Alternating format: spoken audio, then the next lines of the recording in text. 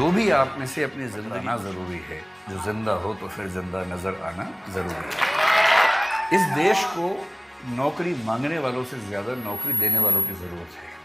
लेकिन कोई भी उद्यम जो सिर्फ पैसा कमाता है वो समाज को फ़ायदा नहीं पहुंचाता। दिव्य कीर्ति सर के बारे में मैं आपको कुछ चंद लाइंस में इनका इंट्रोडक्शन देना चाहूंगी। He is an Indian educationist, entrepreneur and founder of Drishti IAS, an institute that provides coaching for civil service aspirants in India. मैं चाहती हूं सर कि आप हमारी ऑडियंस को एड्रेस करें with few words. आप सभी को नमस्कार कि आपने मुझे इस लायक समझा कि मैं यहाँ पर आऊँ और आप सबसे बात करूँ, और आपके सभी टीचर्स और जिन बच्चों ने मैनेज किया उन बच्चों की, क्योंकि जब उन्होंने पहली बार मुझसे बात की तो मैंने उनसे कहा कि मैं 12 से 14 तारीख को भारत में नहीं हूँ। मैं मिशिगन यूनिवर्सिटी और येल यूनिवर्सिटी के बुलावे पर अमेरिका गया हुआ था कुछ दिनों के लिए, और मुझे 15 आधा एक घंटा उन्होंने अपने मार्केटिंग और उससे सारा ज्ञान मेरे ऊपर इस तरह से प्रयोग किया कि मुझे अंत में हार के कहना पड़ा कि ठीक है, मैं टिकट कैंसिल, जल्दी वापस आता हूँ और आपके सेशन में ज़रूर आऊँगा। तो जब उन बच्चों से मेरी बात हुई कि वो मुझसे क्या सुनना चाहते हैं, तो उनका भाव था कि बस आप आ जाइए। क्या बोलूँ, बोले आप जो टॉपिक चाहें बोल दीजिए। तो मैंने एक टॉपिक उनको भेजा कुछ, तो फिर उन्होंने 5 भेजे, जिसका भाव ये था कि आप जो बोलना चाह रहे हैं वो तो ठीक नहीं है, इनमें से कोई देख लीजिए। वो बड़े अच्छे टॉपिक्स थे और 5 टॉपिक्स बड़े अच्छे थे, जिसमें से एक था purpose driven entrepreneurship, philosophy in business. एक था कुछ चीज़ें बताई और बताया कि क्योंकि ये बिजनेस कॉन्क्लेव है तो हम ये ज़रूर चाहेंगे कि थोड़ा सा पर्सपेक्टिव इकोनॉमिक्स पर, बिजनेस पर, इन चीज़ों पर आपका रहे। तो वो टॉपिक्स इतने प्यारे थे, और एक डाइवर्सिटी इंक्लूजन पर था। और आज 14 अप्रैल का दिन डॉक्टर अंबेडकर का जन्मदिन भी मानीखेज है, मीनिंगफुल है। जैसे भी आप लोग हैं, बिजनेस कॉन्क्लेव है, सुबह से आप कई स्पीकर से सुन रहे हैं, और अभी आखिरी सेशन में ये भी होता है कि छूटे तो भागें, छुट्टी का टाइम होने वाला है। स्कूल में जैसे होता था ना कि जैसी टन टन टन बजता था वैसे ही लोग बैग उठा के भागते थे। आपने बैग अपने पैक कर लिए होंगे, उसमें बुक्स और बोतल पैक कर ली होगी। तो अब आप लोग श्रीराम कॉलेज ऑफ कॉमर्स में पढ़ते हैं, तो मेरे ख्याल से आपके सामने, क्योंकि देश का सबसे अच्छा कॉलेज कॉमर्स का माना ही जाता है, और माना ही किया जाता है ही, ऐसे थोड़ा माना जाता होगा। कोई ब्रांडिंग ऐसे ही नहीं हो जाती है। अगर किसी कॉलेज या किसी रातों रात बनती है, ना हवा में बनती है, और अगर वो लॉन्ग सस्टेन्ड क्रेडिबिलिटी है तो इसका मतलब है कि उसमें कुछ तो बात होगी ही, तभी उसकी क्रेडिबिलिटी उस तरह की है। तो मैं जब देखता हूँ आजकल के बच्चों को, नई पीढ़ी को, और मैं उनके जब डायलेमास को समझने की कोशिश करता हूँ, स्पेशली उनके दिमाग में जो कॉमर्स या मैनेजमेंट की दुनिया से हैं, जैसे कि आप हैं, कि हम बड़े होने के बाद क्या करें। नौकरी करें में फिर बहुत सारे ऑप्शंस, प्राइवेट सेक्टर में जाएं, किसी स्टार्टअप में नौकरी कर लें, सिविल सर्विसेज में जाएं, और दूसरा ये सवाल कि क्या हम अपना स्टार्टअप शुरू कर दें, कुछ अपना उद्यम शुरू कर दें। और मैं देख रहा हूँ कि आजकल की पीढ़ी को एक शब्द बड़ा अच्छा मिल गया, स्टार्टअप। हमारी पीढ़ी ने भी स्टार्टअप किए। मुझे 2 साल पहले ही पता लगा कि जो मैं कर रहा हूँ कई साल से वो स्टार्टअप ही होता है, वरना तो मैं 3-4 साल से बड़ा परेशान। मुझे एक बार गूगल पे जाके सर्च करना पड़ा कि स्टार्टअप क्या होता है, व्हाट इज स्टार्टअप। तो पता लगा स्टार्टअप का मतलब अपना काम करना, इतना ही होता है। तो फिर मैं समझ गया कि अच्छा। तो मैंने 1-2 पढ़े लिखे लोगों से पूछा तो जो मैं करता हूँ, तो मुझे बड़ी खुशी हुई कि मैंने ये काम कर लिया। वरना दुविधा रहती कि सारी दुनिया कुछ कर रही है और हमारे वर्तमान सरकार उस पर इतना जोर दे रही है और हमने किया ही नहीं वो काम। आप लोग संयोग से हमारे पूरे भारतीय इतिहास के उस दौर में हैं। इससे पहले एक संकेत करता हूँ, हर देश में जो इकोसिस्टम है उसमें सपने अलग अलग होते हैं, और ये आपके सपने दरअसल आपके सपने होते नहीं हैं। आपके सपने आपके समाज के सपने होते हैं जो उसने आपके मन में बैठा दिए। ऐसा संयोग नहीं है कि हमारे पास जो बच्चे, राजस्थान के बच्चे आमतौर पर सिविल सेवक बनने के मूड से ही आते हैं, और यदि मैं उनसे कहूं कि कभी अपना स्टार्टअप सोच के देखो, तो उनके चेहरे पर ऐसा भाव आता है कि क्योंकि उनको जो वैल्यू सिस्टम है, जो सोसाइटी ने दिया है, वो सिविल सर्वेंट बनने का ही है, उनके लिए उससे बड़ा कोई सपना है नहीं कि लोगों से मिलता हूं। तो उनसे नौकरी की बात कर रहा हूँ, हंसने लगते हैं कि नौकरी क्यों करेंगे, धंधो करेंगे, धंधो अपना काम करेंगे भाई, अपना ही उद्यम करेंगे। सारा खेल वैल्यू सिस्टम का है। हम उस समाज के लोग हैं जहां ज्यादा पैसा कमाने का सम्मान ज्यादा नहीं है। आप कितना ही पैसा कमा लें, लोग आपको सम्मान देंगे नहीं जब तक आप उससे बड़ा कुछ नहीं कर लेंगे। लेकिन कई देश ऐसे हैं, कई समाज ऐसे हैं जहां पर धनी होना, सफल उद्यमी होना अपने आप में एक सक्सेस की निशानी है। मैं एक एग्जाम्पल देके बात करता हूँ। मुझे एग्जाम्पल देने की बहुत बीमारी है, उसी से बात समझाना आसान भी लगता है मुझे। मैं अभी करीब 12-13 दिन अमेरिका में रहा। मैं 5 विश्वविद्यालयों में गया सिर्फ उनका सिस्टम समझने के लिए। उनमें से 2 में मुझे निमंत्रण था, 3 में मैं बिना बोले पहुंच गया कि मैं देखना चाहता हूँ कि कैसे आप लोग काम करते हैं। तो वहाँ के कुछ स्टूडेंट्स, कुछ प्रोफेसर से परिचय था, तो उनके साथ मैंने पूरा विश्वविद्यालय देखा, समझा, कुछ बच्चों से मिला, उनके सपने पूछे, उनके पढ़ने का तरीका पूछा, प्रोफेसर से पढ़ाने का तरीका पूछा। पर्पज़ ये था कि कल को अगर मैं कोई विश्वविद्यालय शुरू करूं, जो कि मेरा एक सपना है, तो मेरे पास एक टेम्पलेट हो या कई टेम्पलेट्स हों कि एक अच्छा विश्वविद्यालय कैसा होता है और बच्चों की पूरी ग्रूमिंग का तरीका क्या होना चाहिए।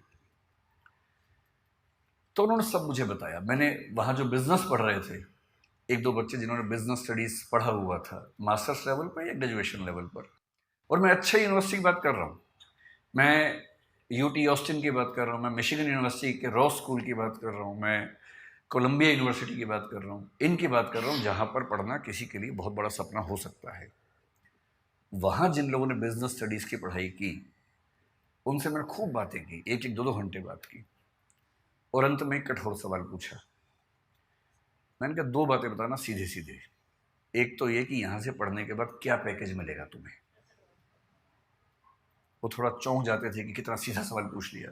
मैंने कहा इसीलिए पूछ रहा हूँ कि मुझे पता तो हो कि यहाँ आप आए तो उसका फ़ायदा है कि नहीं है। तो उनमें से कुछ ने, मैं स्पेसिफिक नहीं होऊंगा क्योंकि उनकी प्राइवेसी का मामला भी है, 1-2 लोग जो मास्टर्स में काफ़ी अच्छे लेवल पर थे, पूरी स्कॉलरशिप पर गए हुए थे, उन्होंने बताया कि सर हमने जो यहाँ खर्च किया है, मतलब जो बिना फेलोशिप वाले लोग खर्च करते हैं, वो करीब भारतीय करेंसी में 1.5 से 2 करोड़ रुपए के बीच का खर्चा हो जाता है 2 साल की पढ़ाई करने का। स्कॉलरशिप है तो अलग बात है, नहीं तो इतना खर्चा हो जाता है। तो मैंने कहा उसके बाद होगा क्या? बोले सर हम जो डिग्री कर रहे हैं ना उसकी वैल्यू बहुत ज़्यादा है, तो जब हम उतरेंगे बाज़ार में तो हम मान के चलते हैं कि हमें 1-8 साल के अंदर अंदर 2 लाख USD का एनुअल पैकेज मिल जाएगा, जिसका मतलब वही 1.5 से 1.6 CR के आसपास का पैकेज मिल जाएगा। और हमारे खर्चे हैं, लोन है थोड़ा थोड़ा, वो सब हम 3 साल में चुका देंगे, क्योंकि खर्चा भी वहाँ ज़्यादा होता है, लेकिन हम साल में 60-70 लाख रुपए बचा लेंगे, 3 साल में सारा लोन चुका देंगे।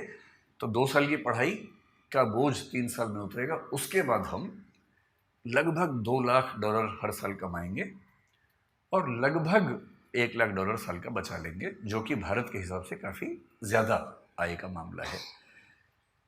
तो वैसे हम बहुत खुश यहाँ नहीं हैं क्योंकि सोशल लाइफ वैसी नहीं है हमारी, but still financially we will be so good that we can be happy on that ground.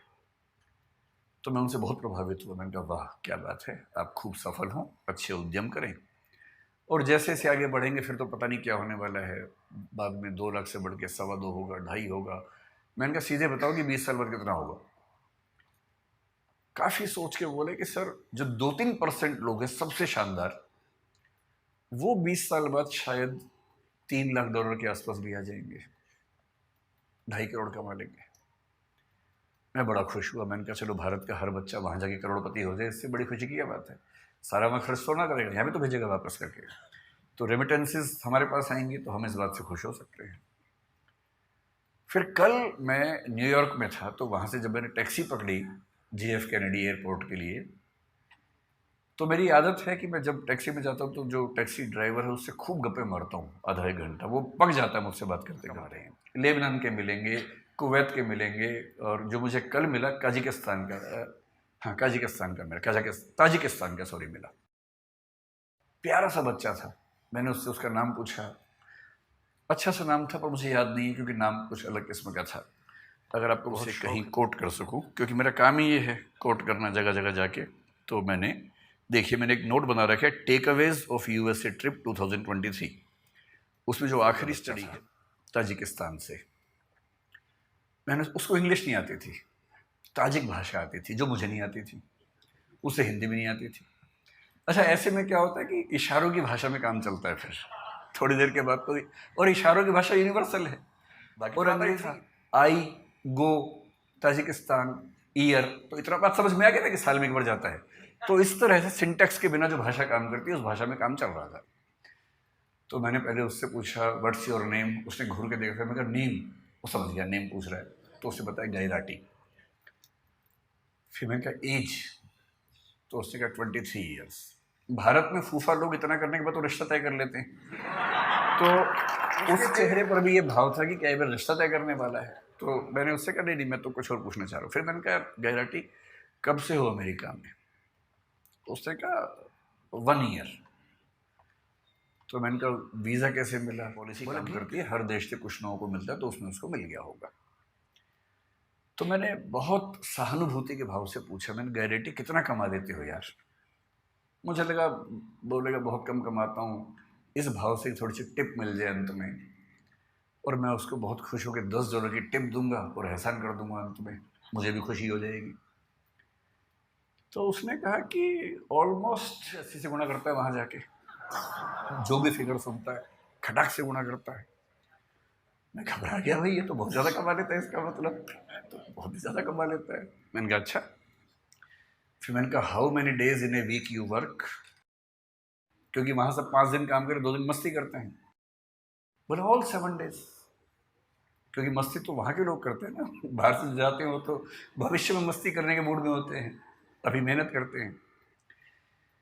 फिर वो समझ गया कि मेरी इनकम काउंट करना चाह रहा है, तो उससे खुद ही बोला ऑन एवरेज। तो मैं समझ गया कि ये महीने के 10 से 12 लाख कमा लेता है। तो मैंने उससे फिर पूछा दिस इज योर रेवेन्यू और दिस इज योर सेविंग? भाई आप तो कॉमर्स के लोग जानते हैं, रेवेन्यू अलग है, सेविंग अलग है।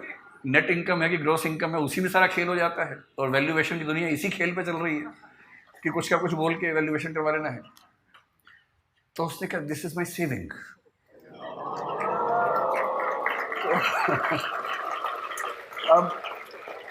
अब मुझे घबराहट होने लगी, क्योंकि वो 10 से 12 लाख महीने का कमा रहा था, और उसको 12 से गुणा करूंगा तो 1,20,00,000 से 1,44,00,000 हो जाएगा साल का, जो कि 2 साल की MBA करने के बाद 3 साल लोन चुकाने के बाद भी लगभग उतना हो रहा था। तो रुझान क्या है आप लोग?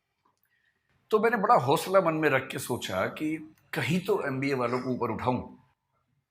तो मैंने कहा लेकिन तुम्हारी इनकम आगे बढ़ेगी नहीं इससे ज़्यादा, you have a stable income, but if you had been in service you would have grown faster, you would have got increments every year। मतलब ये बात समझाने में 1 घंटा लग गया, तोड़ के सेंटेंस बोलने पड़ रहे थे। तो उसने कहा no, I am buying 2 more taxis. तो मैंने कहा भाई अभी सेल्फ ड्राइविंग कार की परमिशन तो मेरी नहीं है कि तुम 2 टैक्सी लेके चला दोगे बिना ड्राइवर के, ऐसे कैसे होगा? तुम कितनी चला लोगे? पर no, I will get 2 drivers from Tajikistan, तो मैं उनसे दिन में 10 घंटे काम करवाऊंगा, $120 उनको दूंगा, और मैं एक टैक्सी से 400-500 कमा लेता हूँ, 120 दे दूंगा, तो भी मेरे पास मतलब 350 की एवरेज एक कार से बचेगी। 2 से 700 की मामला बड़ा रिस्की हो जाएगा। तो फिर मैंने टिप दी नहीं उसको।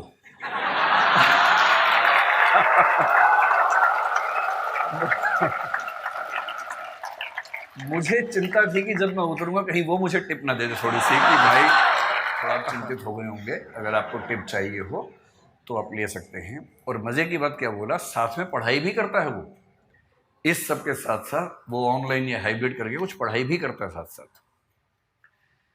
तो मुझे लगा कि श्रीराम कॉलेज ऑफ कॉमर्स के लिए सही केस स्टडी मिल गई मुझे। तो मैं अपनी बात को केवल 10 मिनट में सार इस एनेक्डोट के माध्यम से समझाना चाह रहा हूँ।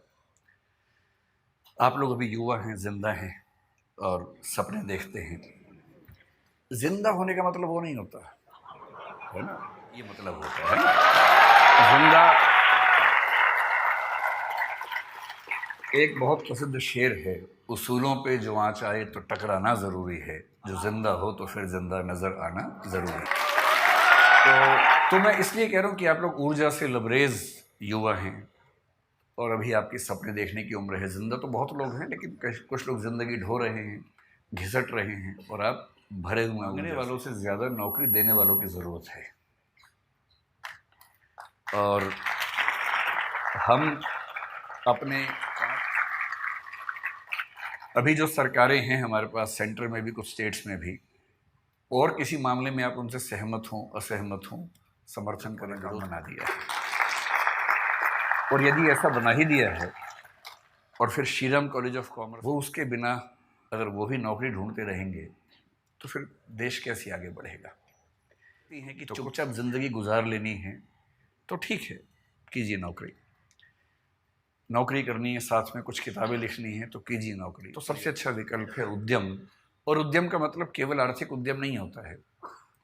उद्यम का मतलब है कि आप जोखिम लेने वाले व्यक्ति हैं, आप बहुत शांत व्यक्ति नहीं है। और जोखिम सुरक्षा नहीं होती है। प्रकृति के विधान में जोखिम ही जोखिम है। वो तो हमने शहरों में, गांवों में सुरक्षा डेवलप कर ली है, और थोड़ी बहुत सुरक्षा जिंदगी में रहे तो अच्छा भी लगता है। लेकिन जंगल का नियम, प्रकृति का नियम सुरक्षा पे नहीं टिका है, वो खतरों पे टिका है, जोखिम पे टिका है। जो भी आप में से अपनी जिंदगी को, और जोखिम केवल पैसे के लिए नहीं होता है, होना भी नहीं चाहिए। जोखिम महात्मा गांधी ने भी लिया, अंबेडकर साहब ने भी लिया। दोनों शानदार वकील थे। डॉक्टर अंबेडकर, मैं परसों कोलंबिया विश्वविद्यालय में गया जहाँ से उन्होंने पीएचडी की। इन लोगों ने अपने अपने सफल करियर को दांव पर लगा के जोखिम लिया कि देश को एक अच्छा राजनीतिक और सामाजिक मंच मिल सके। ये सोशल एंटरप्राइज है, पॉलिटिकल एंटरप्राइज है। इन सब ने अपने अपने समाज को बेहतर बनाने के लिए अपनी जान को जोखिम में डाला। ये सब उद्यमी लोग हैं। कोई स्पिरिचुअल एंटरप्राइज करता है, कोई कि बिजनेस में पैसा कमाना जरूरी है, क्योंकि वही आपको जिंदा रखेगा, वही आपके उद्यम को चला पाए, को फायदा नहीं पहुंचाता है। और मैं एक बात अक्सर कहता हूं, आखिरी बात आपसे वही कह रहा हूं, कि अगर अपने जीवन को एक ठीक दिशा देनी है तो सिर्फ एक काम कीजिए। बहुत बुरा लगेगा, पर मुझे ये सलाह मेरे एक मित्र ने, का मतलब होता है किसी के मरने के बाद अखबार में जो छपता है उसके बारे में, कि दुख के साथ सूचित किया जाता है कि फला फला की मृत्यु इस तारीख को इस वजह से हो गई है। उसके बाद की 4 लाइनें आप अपने बारे में क्या